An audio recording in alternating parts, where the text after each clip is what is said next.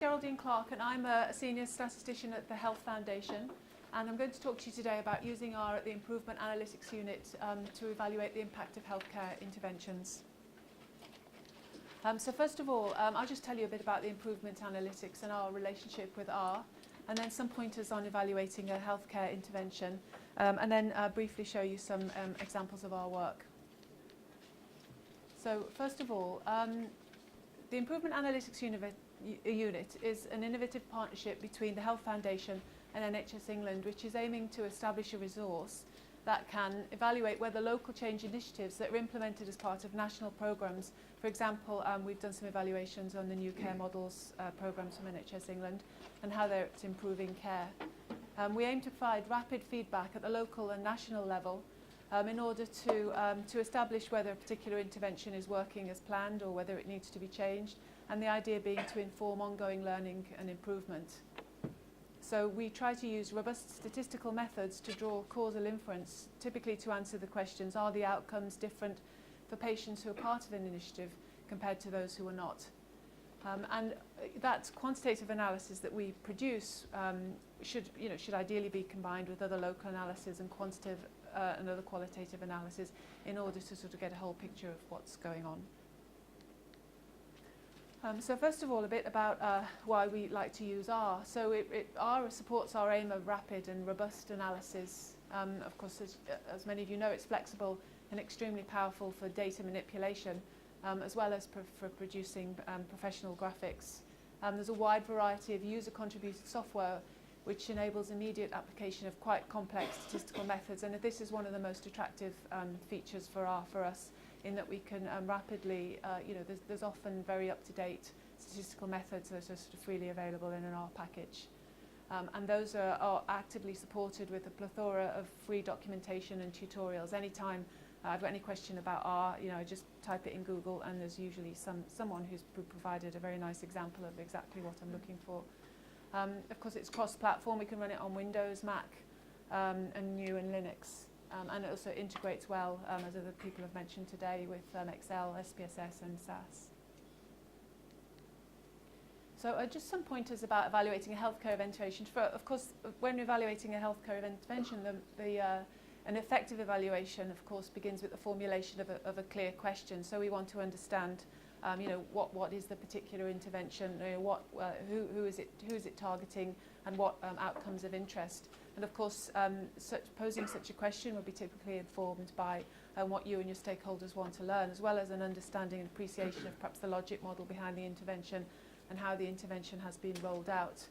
For example, we might say, what's the impact of an enhanced package of support care in care homes on hospital utilisation for care home residents in a particular part of the country.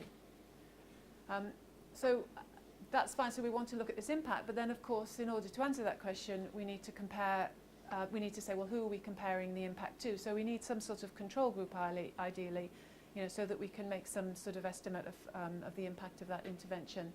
And choosing that control group is key, of course, and our aim is to find a control group whose outcomes reflect those of the intervention group if the intervention hadn't happened. So that's the so-called counterfactual. And if we can find such a control group, then the differences between the intervention and the control group, we might be able to say that that's attributable to the intervention itself.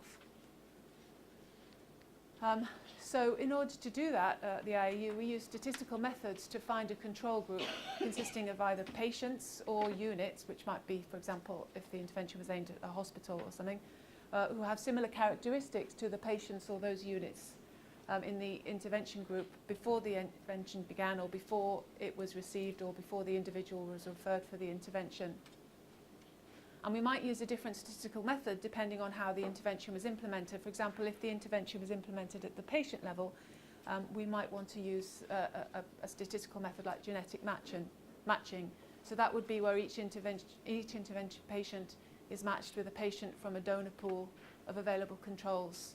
And the idea being that we then create a control group that's got a very similar sort of set of key characteristics as the intervention group. Or, for example, if the intervention was targeted at a population level, for example, at a hospital, then we might use a synthetic control and that's where we find a control group, which is would be a weighted combination of the units in a donor pool that best reproduces the characteristics of the intervention group units across the whole pre-intervention period. So some of these methods are quite complicated, and I will talk about them a bit more, but suffice it to say that for each of these methods there are readily available R packages, and they'd be very complex to code from scratch, but using these R packages obviously helps with our rapid and robust aim of evaluating. So just a brief to touch on some examples of our work. So it's just going to highlight some methods of highlight these examples highlight the methods with some examples of our recent work. And the first is regarding the impact of providing enhanced support for care home residents in Rushcliffe. Because this intervention was targeted at individual patients, we decided to compare the hospital utilisation of those patients with a matched control group, and for that we found the matched control group using the process of genetic matching. The second is concerning the impact of redesign of opening an urgent and emergency care hospital in Northumberland. Because that intervention was targeted at the whole of the population of Northumberland, we chose to try to find a synthetic control population in which to compare our results to.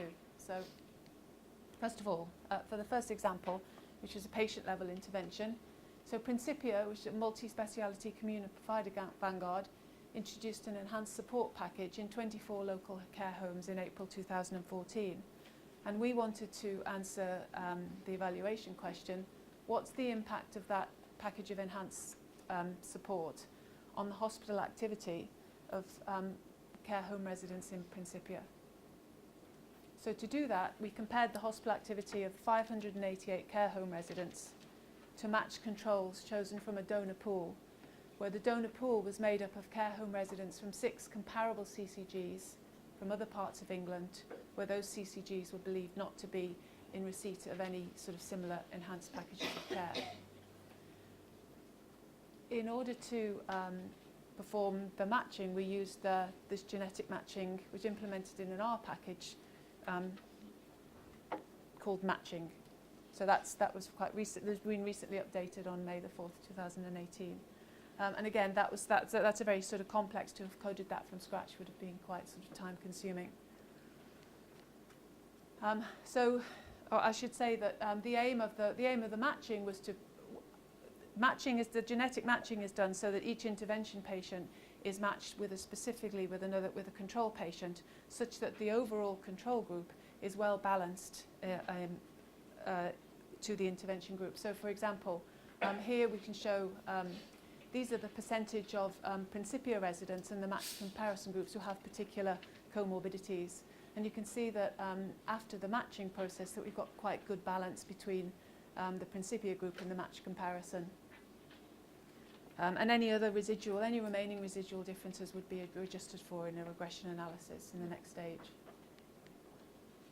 So here are the results comparing the Principia intervention group to the matched comparison group.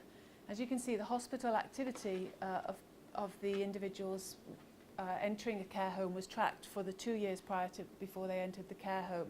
And the red line shows the proportion of A&E attendances for the Principia group, and the blue shows that for the matched comparison group. The dashed line is the date of moving into the care home. So you can see that before moving into the care home, they had a sort of a tendency of rising A&E attendance, rate of A&E attendance, which obviously might be expected before, an event like moving into a care home. But after the care home, you can see that both groups had a sort of lower proportion of A&E attendances. And have I got the result there? Yeah. So basically, we were able to show that Principia care home residents entered A&E departments 29% less often than the matched control group. So confidence interval significant of 11% to 43%. So you could see from that if we hadn't had the control group, we would have seen a drop, and we might have concluded that was due to the intervention. But of course, some of that drop was to be expected because of the acute event moving into the care home. And just to say that as well as using the genetic matching to do the analysis, we're using ggplot here to produce these plots. We're making some nice professional plots in R. The second example I just wanted to touch on briefly was concerning Northumberland Primary and Acute Care Services Vanguard, who opened a specialist emergency care hospital as part of an extensive change programme in April 2015. And there we wanted to answer the question, what's the impact of the redesign of the urgent and emergency care on hospital activity in the whole of Northumberland? So rather than looking at the particular patients who'd gone to hospital, we decided to compare the hospital activity of the Northumberland population to a synthetic control population. And a synthetic control is basically where you have a set of potential controls and you find a weighted combination of them that best represents your intervention group in the period prior to the intervention starting. And to do this, we've used a synthetic control package that is available by Aberdeen and Al from 2003 and implemented in an R package called Synth. A little bit more about the synthetic control. For example, so essentially what we did was we found 20 comparable CCGs from other parts of England. So the red there is the Northumberland CCG, and then we found 20 CCGs who potentially could be involved, who are our donor pool. And they are comparable to Northumberland in terms of these key characteristics. So for example, age, gender and ethnicity, education, population, the sort of amount of access to services like GPs and care home beds, QOF achievement scores, their hospital utilisation and so on. And then from these 20 CCGs, we've taken some percentages of each of them in order to find a sort of synthetic population, a pseudo population if you like, that's basically very similar to Northumberland. Sorry, yeah, just finishing now. So again, here we're showing here the rate of A&E visits per month per 10,000 people, and in the sort of 4 years, each month in the 4 years prior to the hospital opening. And the red line shows that for Northumberland, and the blue line shows that for the synthetic control. And you can see here they match very carefully because that's obviously by design. You know, we've chosen sort of fractions. In fact, these are the fractions. So we you know, by choosing 33% of Hayward, Middleton and Rochdale CCG, 39% of Doncaster, 7% of North Derbyshire and 1% of Birmingham South and Central, we're able to find that makes a synthetic control that matches. So in the pre-period, and ideally this should serve as the counterfactual, we'd expect the behaviour of the synthetic control to represent that what we might have expected to see in Northumberland if there hadn't been a hospital opening. So here's in the period after the hospital opened. So you can see that Northumberland CCG, actually the rate of A&E visits has risen, whereas synthetic control is the blue line. So just to say that analysis found that Northumberland residents had a 13.6% increase in the rate of A&E visits, which is perhaps unexpected for the CCG, but of course might be consistent with the opening of a very brand new, shiny hospital, you know, very state-of-the-art. And you know, further analysis might show, if we, you know, when we update this analysis, which of course we will be able to do quite easily because this R package is so easy to apply, we know we might see that tailing off or changing. Yeah. So so synthetic controls is a very you know, developing area, and of course since that there are these 3 new packages that are all slightly different ways to do synthetic controls, and because these are all complex methods available in R, it's actually very easy for us to perhaps go redo our results and compare the different methods. And in fact, we're working on simulations to do just that, to compare these different methods. So yeah, just to sum up, yeah, that's why I've already got that slide about why we like R. And just to say thank you, and that I know Emma has a tutorial this afternoon, a workshop